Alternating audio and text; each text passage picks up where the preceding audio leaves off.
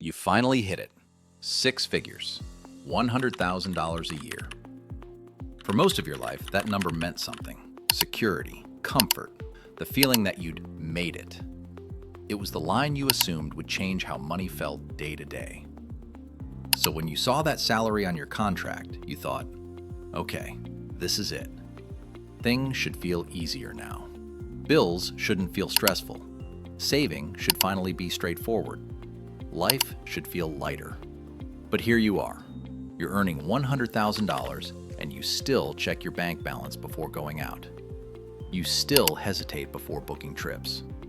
You still delay purchases, not because you can't afford them, but because you're unsure.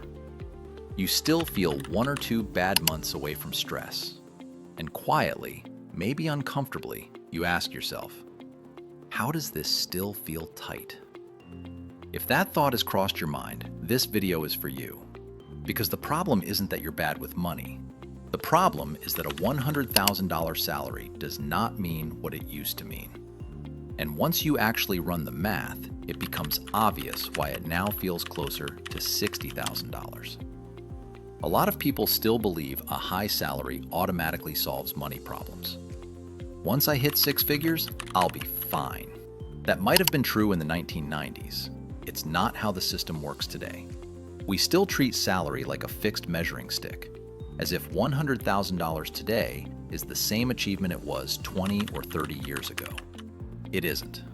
And the gap between the number on your payslip and how your life actually feels is where a lot of quiet frustration lives.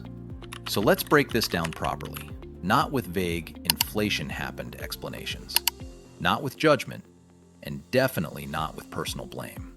Let's start with the most obvious shift, inflation. In the early 2000s, earning $100,000 put you firmly in the upper middle class. It meant margin. It meant options. It meant you could absorb mistakes without panic. Adjusted for inflation, that same lifestyle would now require roughly $150,000 to $160,000 a year. So before you've made a single decision, your $100,000 salary has already lost around 35 to 40% of its real purchasing power. That alone takes it from 6-figure comfort to something that feels much closer to $60,000 in old terms. But that's just the surface, because inflation didn't hit everything evenly. Some of the most important parts of your life inflated much faster than wages. Housing is the biggest one.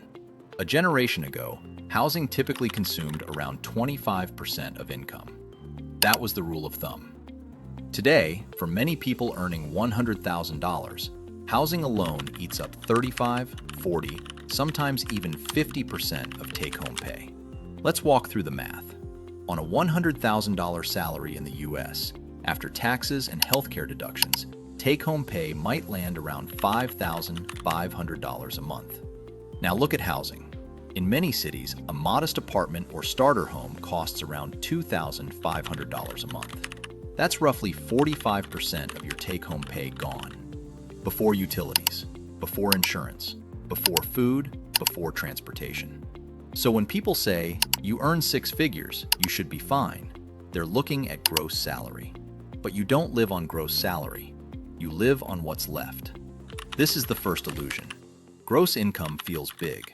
Net income feels small. Now add the second pressure, mandatory costs. A modern $100,000 life includes expenses that barely existed in the past. A smartphone isn't optional. High-speed internet isn't optional. Health insurance isn't optional. Car insurance isn't optional. These aren't indulgences, they're infrastructure. They're the cost of participating in modern life.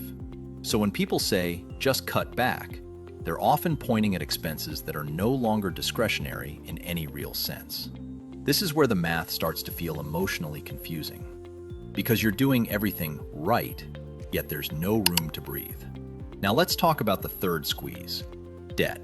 Student loans are the obvious one. In previous generations, a degree often came with little or no debt. Today, many 6-figure earners still carry $300, $500, even $1,000 a month in student loan payments. Add a car payment, now commonly $400 to $700 for a normal, non-luxury vehicle, Suddenly, $1,000 to $1,500 of your income is locked into past decisions before you save or invest a single dollar. That money never becomes future freedom. That's not primarily a budgeting problem. It's a structural one. Now, you might be thinking, but people earning $100,000 still live better than most. On paper, yes. But here's the psychological trap. You don't compare yourself to the median earner. You compare yourself to what $100,000 is supposed to feel like, the mental image you've carried for years. When reality doesn't match that image, it creates stress, not gratitude. As income rises, expectations rise even faster. Better neighborhoods, safer cars, more savings pressure, visible success. So even when your lifestyle improves, the pressure improves with it. This is why $100,000 can feel like a treadmill instead of a finish line. The middle class didn't just get poorer, it got compressed. More income now goes to fixed, non-negotiable costs, which means each additional dollar buys less freedom than it used to. That's why the stress you feel isn't just about money, it's about optionality. In the past, a $100,000 salary bought choices. Today, many six-figure earners feel trapped. High income, high fixed costs, low flexibility. That combination is exhausting. So is six figures meaningless now? No, but it is misunderstood. The problem isn't that $100,000 is a bad income. The problem is treating it like a finish line instead of a starting point. Here's the key insight.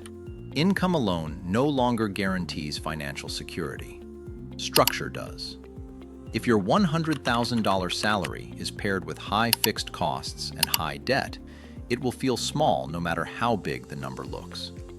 If it's paired with controlled housing, low debt, and margin, it can still feel powerful. So what do you actually do? Stop using gross salary as your benchmark. Think in terms of free cash flow. Cap fixed costs, especially housing. Attack high-friction debt mathematically, not emotionally. Build buffers before upgrading lifestyle.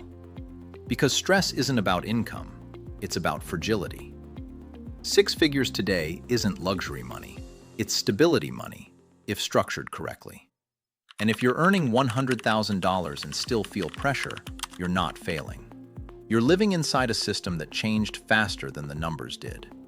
Once you see that, you stop blaming yourself. You stop assuming more money will fix structural problems. And you start building a system that makes your income work again. If this helped you understand why your salary doesn't feel the way you expected, subscribe and tell me where you're at right now. Under $60,000, around $100,000, or above it.